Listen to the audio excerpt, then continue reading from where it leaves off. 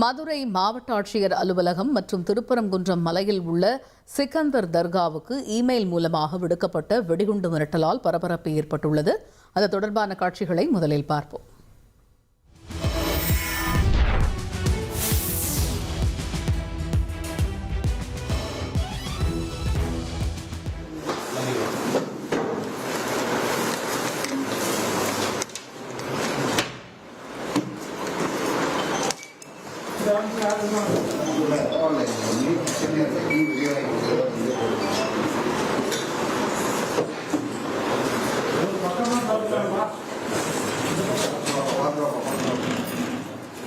இது குறித்த கூடுதல் தகவல்களை செய்தியாளர் ஜெகநாத் வழங்கிட கேட்கலாம்.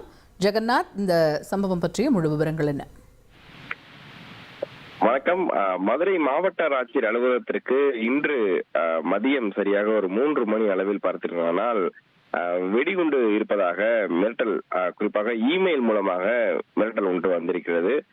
இந்த நிலையில் பார்க்கும்போது உடனடியாக வெடிகுண்டு நிபுணர்களிடம் அறிவிக்கப்பட்ட நிலையில வெடிகுண்டு தடுப்பு நிபுணர்கள் மற்றும் மோப்பநாய் உதவியுடன் பார்த்தீங்கன்னா தற்போது இந்த மாவட்ட ஆட்சியர் அலுவலகத்தை சுற்றி தற்போது சோதனையானது நடத்தி கொண்டிருக்கிறார்கள்.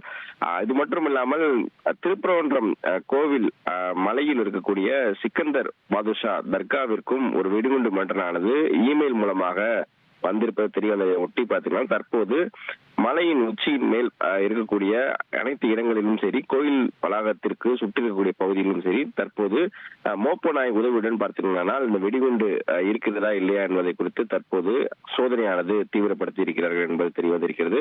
மேலும் இந்த வெடிகுண்டு மிரட்டல் அனுப்பியது யார், அந்த இமெயில் எங்கிருந்து வந்திருக்கிறது, எதற்கு காரணத்துக்காக இத்தகைய செயலில் ஈடுபட்டிருக்கிறார் என்பது குறித்து அந்த மர்ம நபரை குறித்து தற்போது காவல்துறையினர் விசாரணை நடத்திக் கொண்டிருக்கிறார் என்பது குறிப்பிடத்தக்கது.